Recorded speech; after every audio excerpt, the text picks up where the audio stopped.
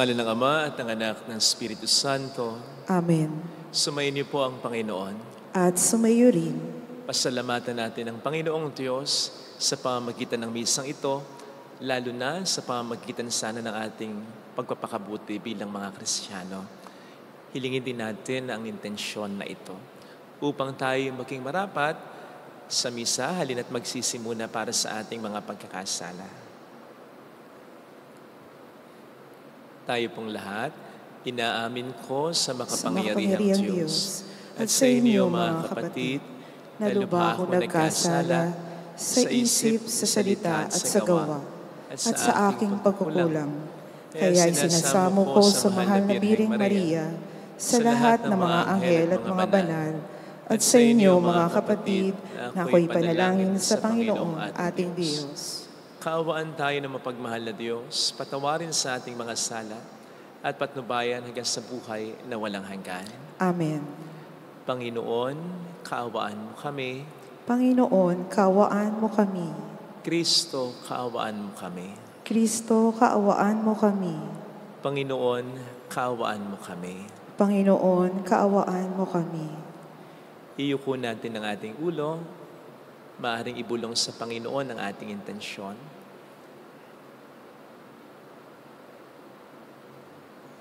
Pakisama ang intensyon ng mga nagpapamisa, ng mga OFW, mga tumutulong sa ating simbahan. Ang pagbuti ng kalagayan ni Sister Terry, Father Jack, Father Luciano, Alona, Karina, Dina, Dr. Baby, Leon Shekifara, Buti, Gonzales, Juliet. Manalangin tayo. Ama naming makapangyarihan, silayan nawa ng iyong dakilang pag-ibig ang aming kalooban upang kami ay makabagtas sa dilim ng daigdig at makasapit sa liwanag sa iyong piling. Sa pamamagitan ni Jesucristo, asama ng Espiritu Santo magpasa walang hanggan. Amen.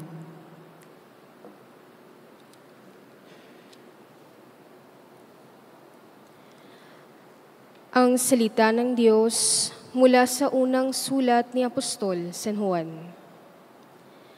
Minamahal kong mga kapatid, tinatanggap natin ang anumang ating hingin sa Diyos sapagkat sinusunod natin ang kanyang mga utos at ginagawa ang nakalulugod sa kanya. Ito ang kanyang utos. Manalig tayo sa kanyang anak na si Jesucristo at mag-ibigan, gaya ng iniutos ni Kristo sa atin. Ang sumusunod sa mga utos ng Diyos ay nananatili sa Diyos, at nananatili naman sa Kanya ang Diyos.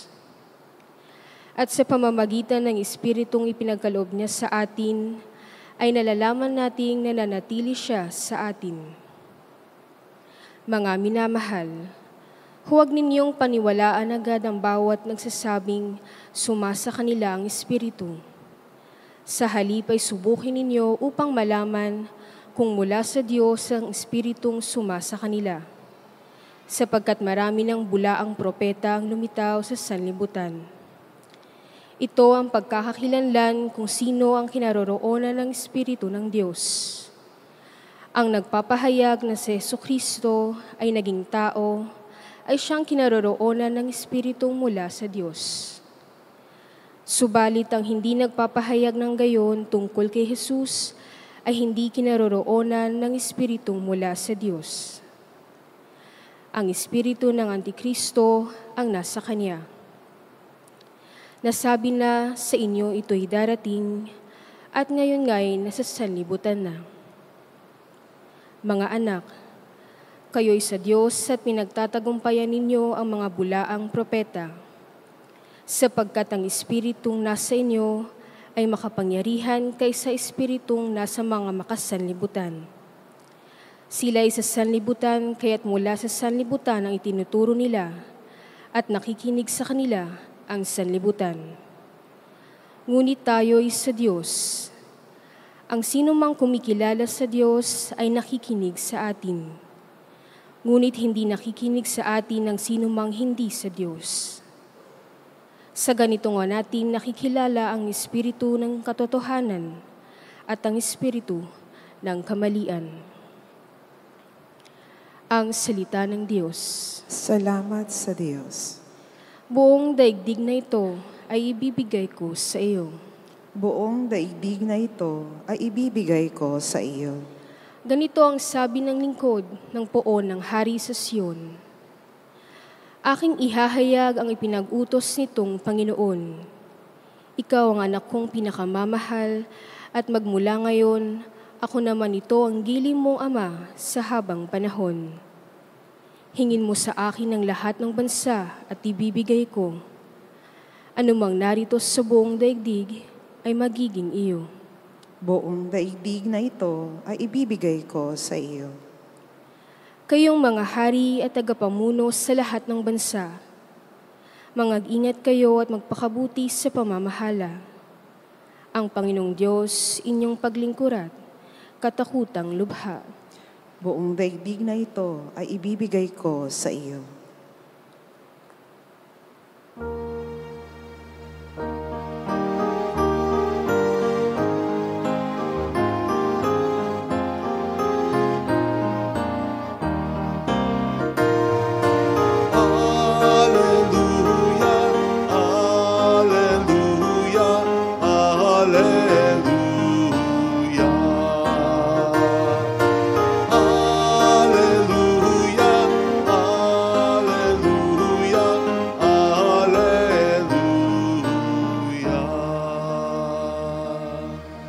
Sumainyo ang Panginoon At sumayo rin, ang mabuting balita ng Panginoon ayon kay San Mateo.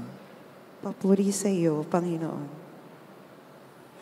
Noong panahong iyon, nabalitaan ni Jesus na ibinilanggo si Juan, kaya't bumalik siya sa Galilea. Ngunit hindi na siya sa Nazaret na nirahan, kundi sa Capernaum.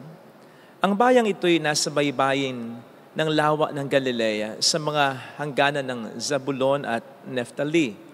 Sa gayon natupad ang sinabi ng propeta Isaias, ang lupain ng Zabulon at lupain ng Neftali, daanan sa gawing dagat sa ibayo ng Jordan, Galilea ng mga Hentil. Itong bayang nag-apuhap sa gitna ng kadiliman, sa wakas ay nakaakita ng maningning niyang ilaw.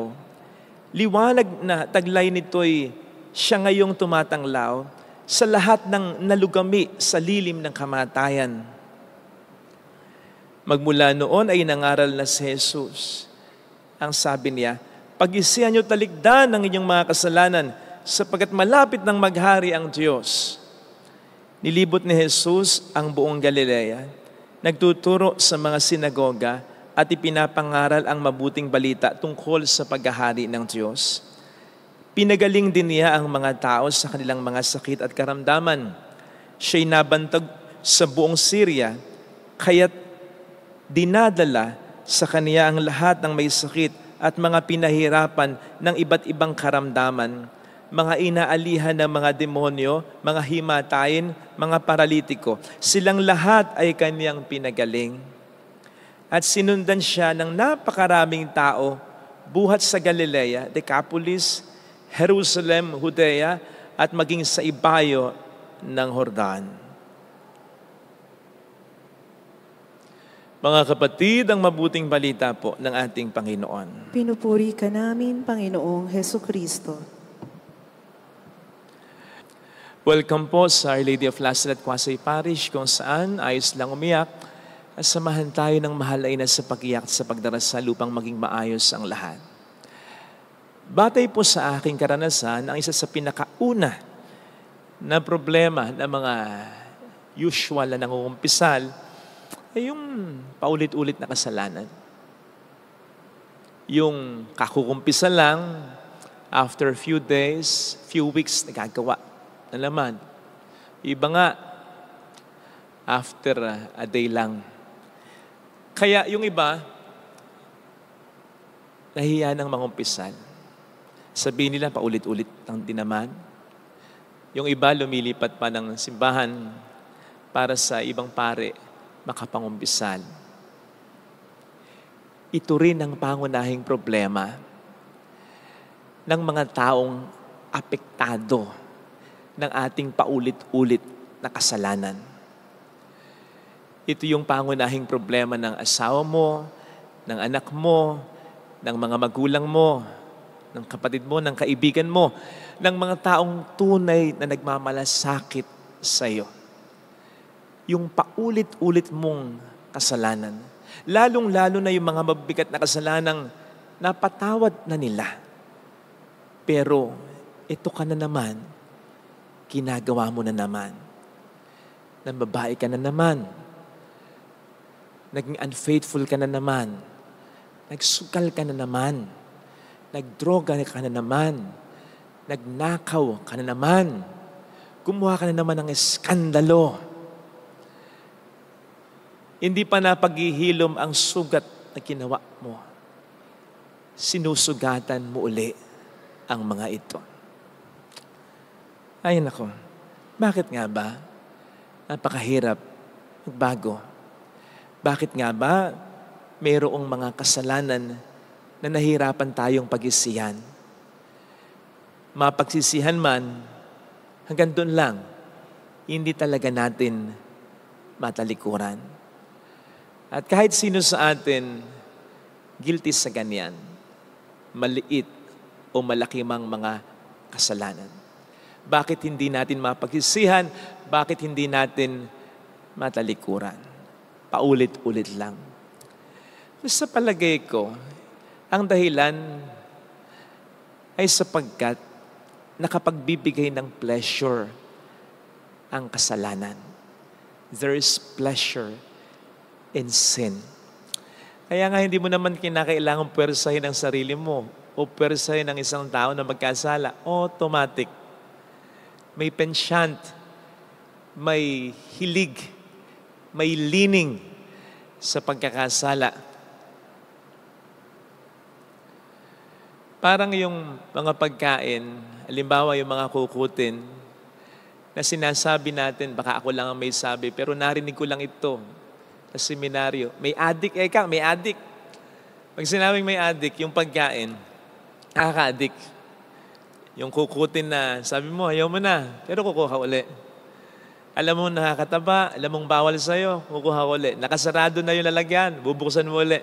Nakalayo na, lalapitan mo uli. Ubus na, bibili ka uli. May adik. Parang ganun ang kasalanan. Bakit nga si Eva at si Adan nasa paraiso na naman? Nagkasala pa sapagkat nakita nilang kaakit-akit ang kasalanan. There is pleasure in sin. Ganon kagaling si Satanas para tayong ginigisa sa ating sariling mantika. May pinaparanas sa ating ligaya, pleasure, sarap. Pero unti-unti na tayong sinisira. Pati na ang mga taong sa atin ay mahalaga. Ito ang dahilan kung bakit mahirap talaga yung sinasabi ng ating Panginoon ngayon, pag-isihan tulikdahan ng inyong mga kasalanan. Unless we realize there is also pleasure. In fact, much pleasure in God. In goodness. Mawawala ang pagka-addict natin sa isang pagkain kung makakatikim tayo ng hamak na mas masarap ditong pagkain. At yun, ang kayang-kayang i-provide ng Diyos sa atin.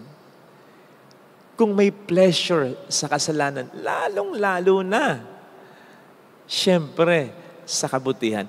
Meron akong nabasa dati, hindi ko lang maalala kung saan, na pareho lang daw ng natitrigger na sistema sa ating kalooban, sa ating isipan.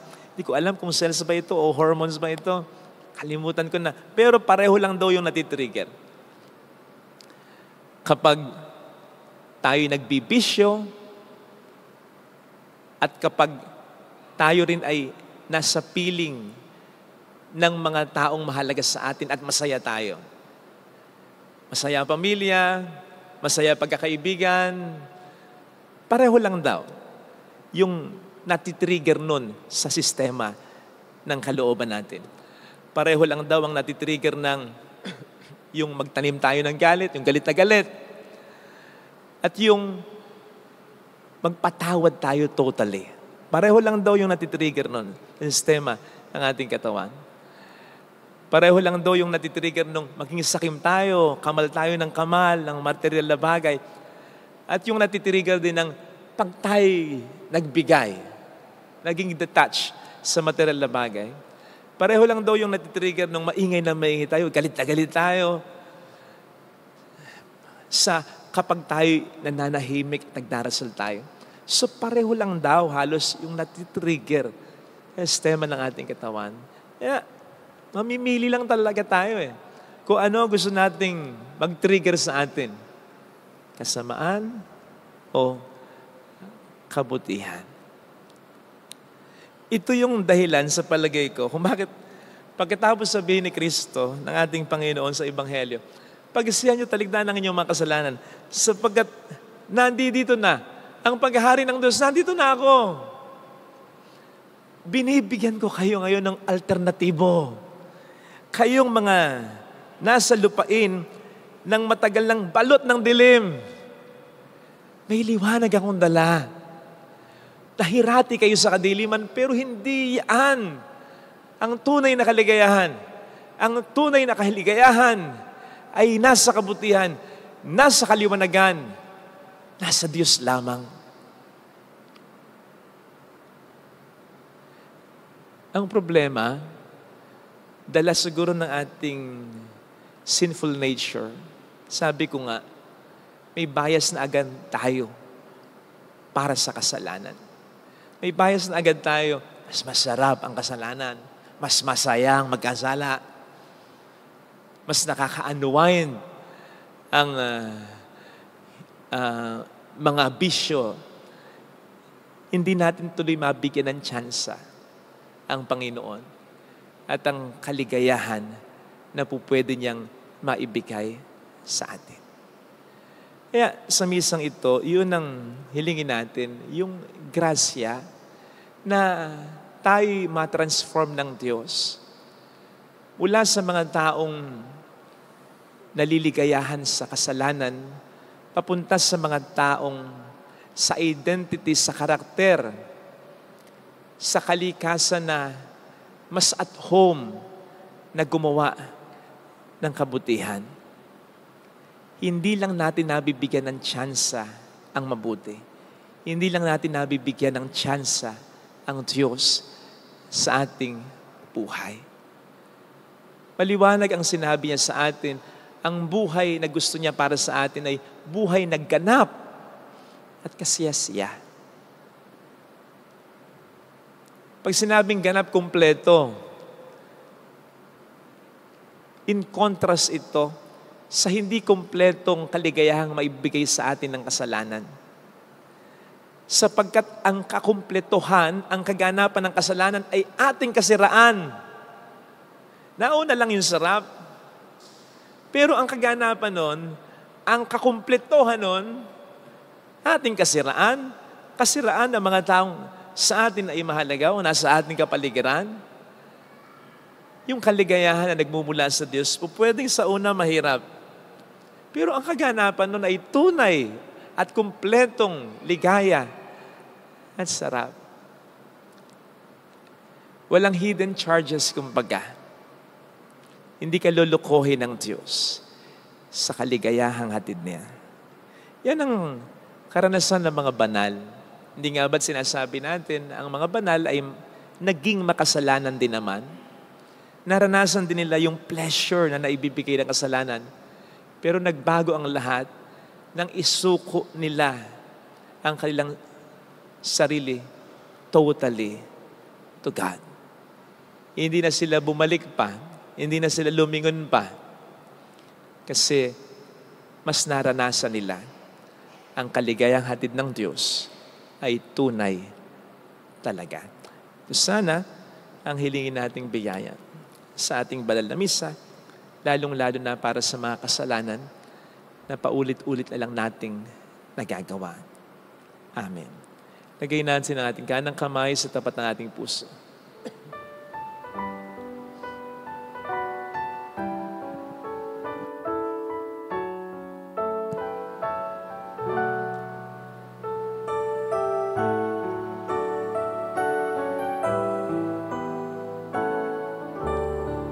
Awitin natin. Alam kong may magagawa ang Diyos. Alam kong may magagawa Makapangyarihan siya. ang Diyos. Alam kong may magagawa ang Diyos. Alam kong Walang imposible sa Kanya. magagawa ang Diyos. Kung ako'y magtatapat, Kung ako'y sa Kanya'y maglilingkod, sa Kanya'y maglilingkod, alam kong may magagawa ang Diyos. ay magagawa ang Diyos. Alam kong di ringgin ng Diyos ang samo ko, Alam kong sapagkat mahal niya ako. diringgin ng Diyos ang samo ko. Alam kong di ringgin ng Diyos ang samo ko, Alam kong diringgin ng Diyos sapagkat alam niya ang pinagdaraanan. ko.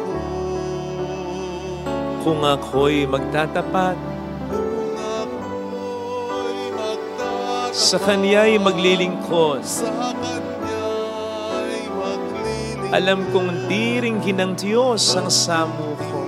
diringgin ng Pikit natin ang ating mga mata. samo. Panginoon, ipinagdarasal po namin ang aming sarili. Gayon din ang mga taong pinagdarasal naming magbago. Sana pare-pareho naming makita na mas may saya, mas may tunay na ligaya sa kabutihan, sa pamilyang nagmamahalan, sa pamilyang nag-uunawaan, sa pagtulong namin sa mga nangangailangan, sa paggawa namin ng mabuti sa iba, sa pagsunod namin sa iyong kalooban, sa paninindigan namin sa iyong salita para sa aming buhay. Makita nawa namin iyon na may alternatibo sa mga kasalanang nagpapasaya pero unti-unti namang sumisira sa amin at sa aming pamilya. Hallelujah! Purihin ang Diyos. Hallelujah! Pasalamatan siya. Siya ay muling babalik sa atin.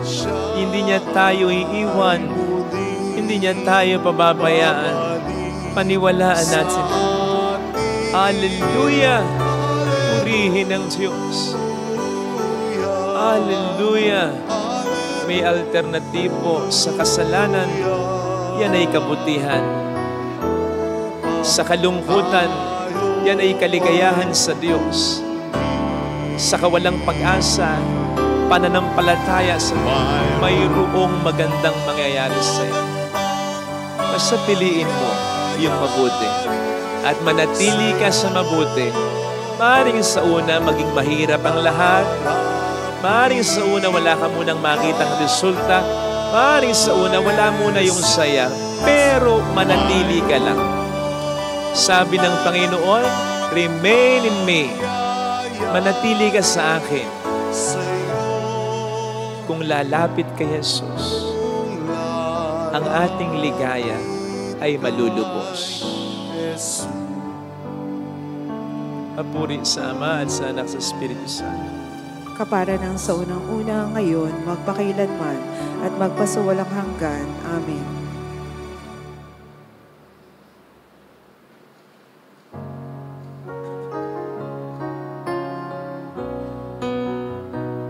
Pag-aalay.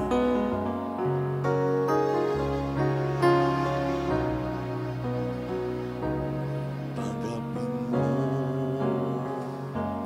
Panginoon, itong aking alay sa iyo. Ibibigay, ialay, lahat ng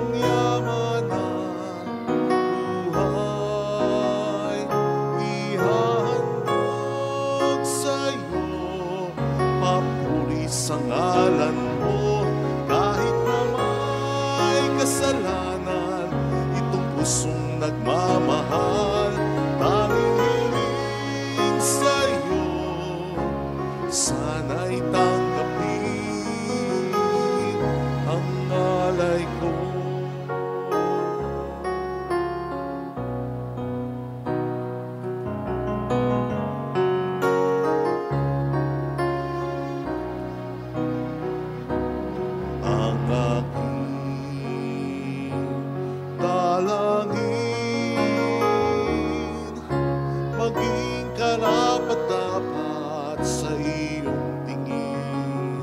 Itong puso nananabik na makapiling ka tuwing na ihahandog sa'yo.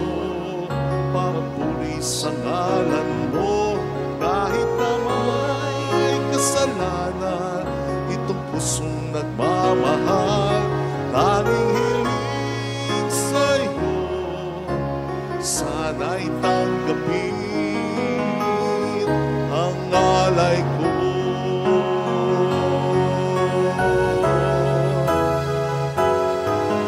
Ako ay tumatawag sa'yo. Sana'y tanggapin, sana'y tanggapin, sana'y tanggapin ang alay ko.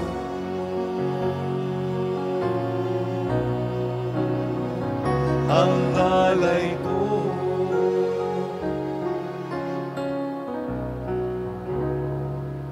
Manalangin tayo, pang ating handog ay maging kalugod-lugod sa Diyos samang makapangyarihan. Tanggapin nawa ng Panginoon itong paghahain sa iyong mga kamay, sa kapurihan niya at karangalan sa ating kapakinabangan at sa buong sambayanan niyang banal.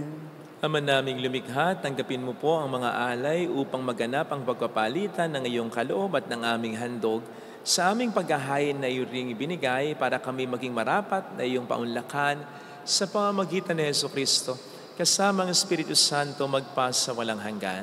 Amen. Sumainyo ang Panginoon. At sumayo rin, Itaas sa Diyos ang inyong puso at diwa. itinaas na namin sa Panginoon. Pasalamatan ng ating Panginoong Diyos. Marapat na siya ay pasalamatan. Ama naming makapangyarihan, tunay nga pong marapat na ikaw ay aming pasalamatan sa pamamagitan ni Jesucristo na aming Panginoon, sa katauhan ng iyong isinugang Mesiyas na hayag sa amin ang katuparan ng iyong balak. Ngayon ngay pinakikita sa tanan ang liwanag na tumatanglaw sa katauhan. Sa pagkapahayag ng anak mong kinikiliw na siya hindi naiba sa amin, minarapat mong sa pagkatao namin magningning ang kaliktan ng kadakilaan niyang di magmamaliw. Kaya kaisa ng mga anghel na nagsisiawit ng papuri sa iyo ng walang humpay sa kalangitan, kami nagbubunyi sa iyong kadakilaan. Santo, Santo, Santong Panginoong Diyos ng mga hukbo, napupuno ang langit at lupa ng kadakilaan mo, o sana sa kaitaasan. Pinagpala ang naparirito sa ngalan ng Panginoon, o sana sa kaitaasan. Ama naming banal, ikaw po ang bukal ng tanang kabanalan. At sa pamamagitan po ng iyong Espiritu, gawin mo pong banal ang mga kaloob na ito upang para sa amin ay maging katawan at dugo ng iyong anak na aming Panginoong Hesukristo. Bago niya pinagtiis ang kusang loob na maging handog, hinawakan niya ang tinapay, pinasalamatan kaniya, pinaghati-hati niya iyon, niyabot sa kaniyang mga alagad at sinabi, "Tanggapin ninyong lahat ito at kanin. Ito ang aking katawan na ihahandog para sa inyo."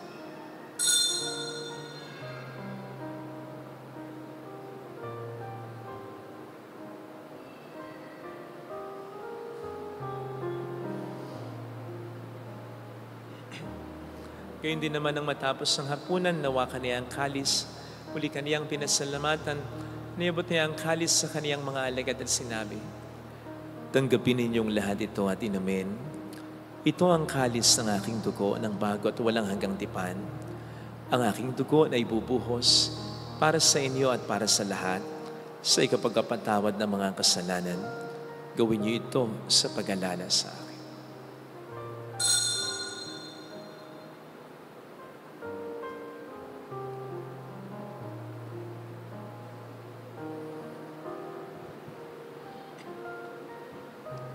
Ipagbunyi natin ang misteryo ng ating pananampalataya. Si Kristo'y namatay, si Kristo'y nabuhay, si Kristo'y babalik sa wakas ng panahon. Ama, ginagawa namin ngayon ang pag-alaala sa pagkamatay at muling pagkabuhay ng iyong anak, kaya inialay namin sa iyong tinapay ng buhay ng kalis na kaligtasan. Kami nagpapasalamat dahil kami yung minarapat na tumayo sa harap mo para maglingkod sa iyo. Sinasamo namin kami na magsasalo sa katawan at dugo ni Kristo ay mabuklod sa pagkakaisa sa pamamagitan ng Espiritu Santo. Ama, lingapin mo ang iyong simbahang laganap sa buong daigdig. Puspusin mo kami sa pag-ibig. Ay San ni Francisco na aming Papa, ni Dennis na aming Obispo at ang Tanang Kaparian. Alalahanin mo po ang mga kapatid naming nahimlay na may pag-asang sila'y muling mabubuhay, lalo na po ang aming mga ipagdarasal. Saglit tayong yumuko at ipagdasal ang ating mga minamahal na yumaong. Kasama po si Nanchoyos, Louie, Miguel Arceo Serio, Emer, Diongoso Maria Jose, Joselito Percy Gautiosa, Luisa, Ada Dante, Sally Alan, Alfredo Mark Ricky, kay Benjamin Nelly Oreo Iska, gayon din ang lahat ng mga pumanaw. Kaawaan mo sila at patuloyin sa iyong kaliwanagan. Kaawaan mo at paging tapatin kaming lahat na makasalo sa iyong buhay na walang wakas. Kaysa ang mahal na Birhen ng Lasalet, ang ina ng Diyos, isanusay ang kabiyak ng kanyang puso lahat ng mga banal na namuhay dito sa daigdig ng kalugod-lugod sa iyo. May pagdiwang naman namin ang pagupuri sa ikararangal mo sa pamamagitan ng iyong anak na aming Panginoong Jesucristo. Sa pamamagitan ni Kristo kasama niya at sa Kaniya, ang lahat ng parangal, papuri ay sa iyo, Diyos amang makapangyarihan, kasama ang Espiritu Santo, magpasa walang hanggan. Amen. Tumawag tayo sa ating Ama.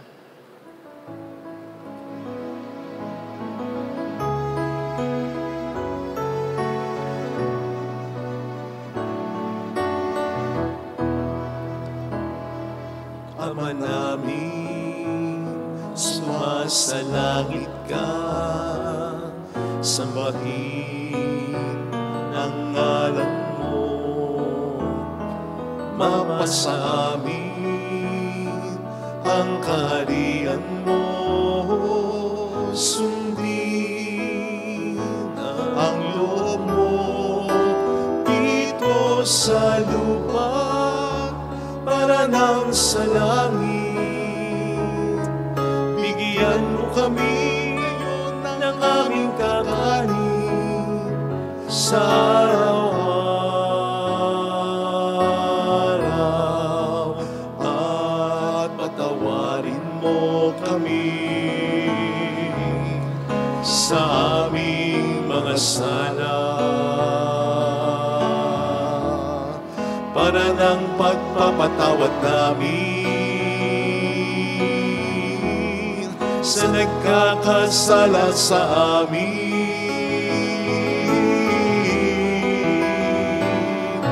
At huwag mo kami ipahintulot sa tukso, at iadya mo kami sa lahat ng masama.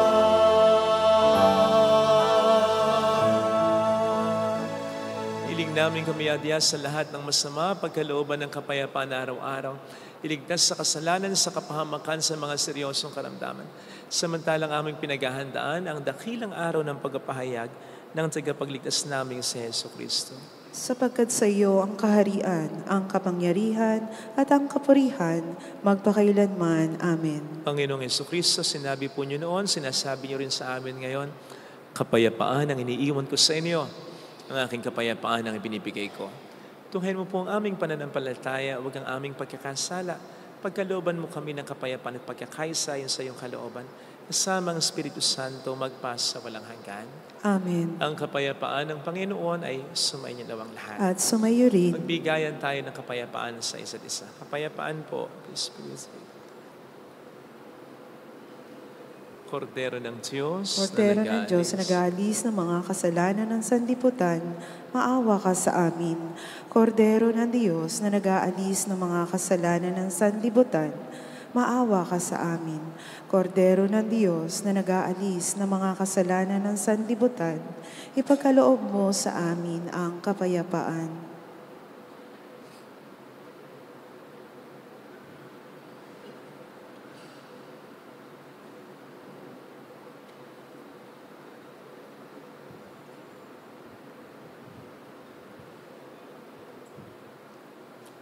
Narito sa harap natin ng Panginoon, ang ating buhay at kaligtasan, mapalad tayong inaanyayahan. Panginoon, hindi ako karapat-dapat na magpatuloy sa iyo. Ngunit sa isang salita mo lamang ay gagaling na ako.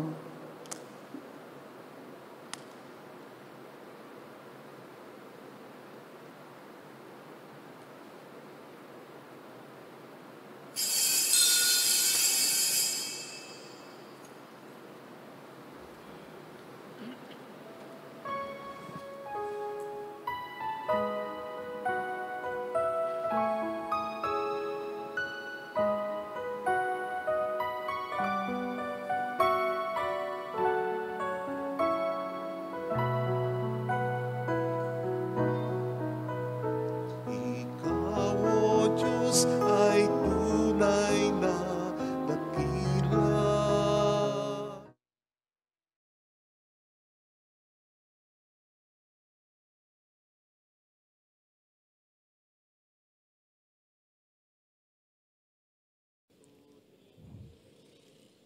Panalangin para sa espiritual na pakikinabang. Panginoong Hesus, ako ay naniniwala na ikaw ay nasa kabanal-banalang sakramento. Iniibig kita ng higit sa lahat at ninanasa kong tanggapin ka sa aking kaluluwa. Sapagkat sa mga sandaling ito, hindi kita matatanggap sa sakramento. Tumuloy ka sa espiritu sa aking puso. Niyayakap kita na para bang naririto ka na. Inaalay ko ng buong buo ang aking sarili sa iyo. Huwag mong hayaang mawalay ako sa iyo. Amen.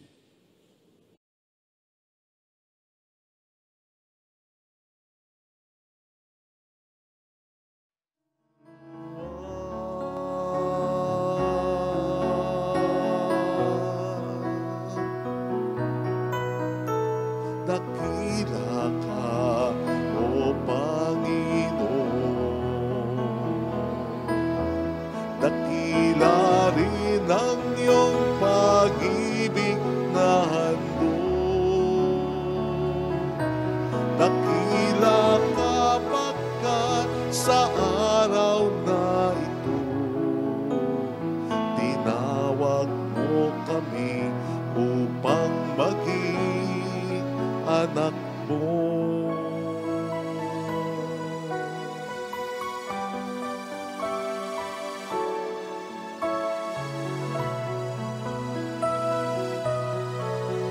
Buhay ngayon sa amin ng paghamon,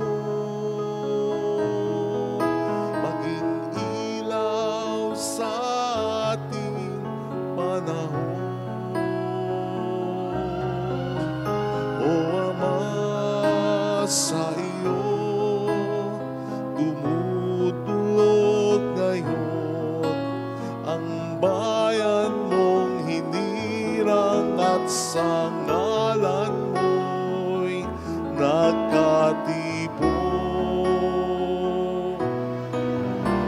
Dakila ka, O Panginoon. Dakila rin ang iyong pag-ibig na handog. Dakila ka pagkat sa araw na ito, tinawag mo kami upang maging anak mo.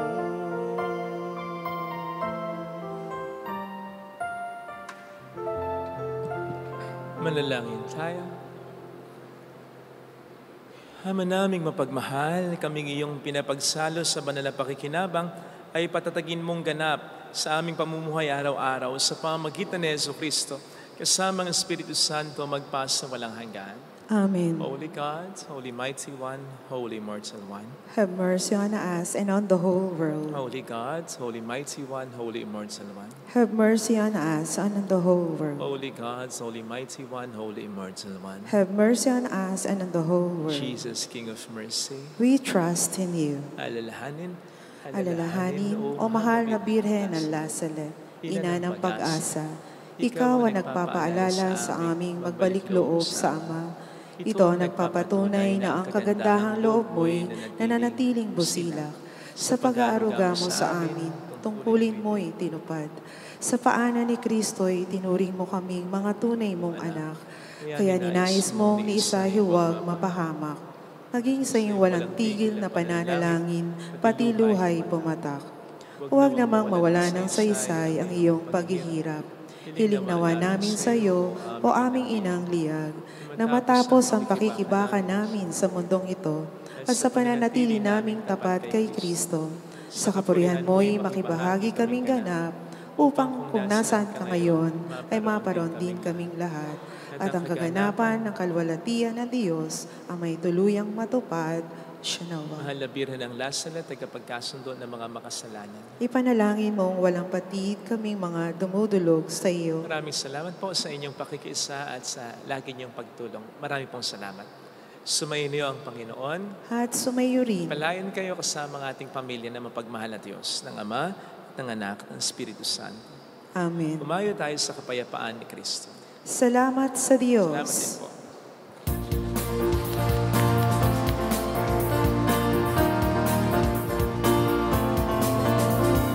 Mary, Mother of the Lord, hear the prayer we sing to you. Let your tears sip in our minds and hearts, as once they fell at Lazaret. Tell your people how to live again.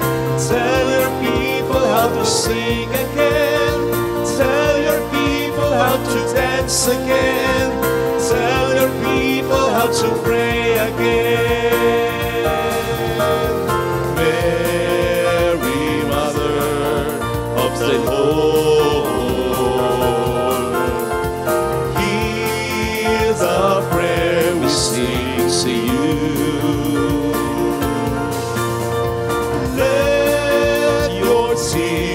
Sip in our minds and hearts, as once they fell at Nazareth.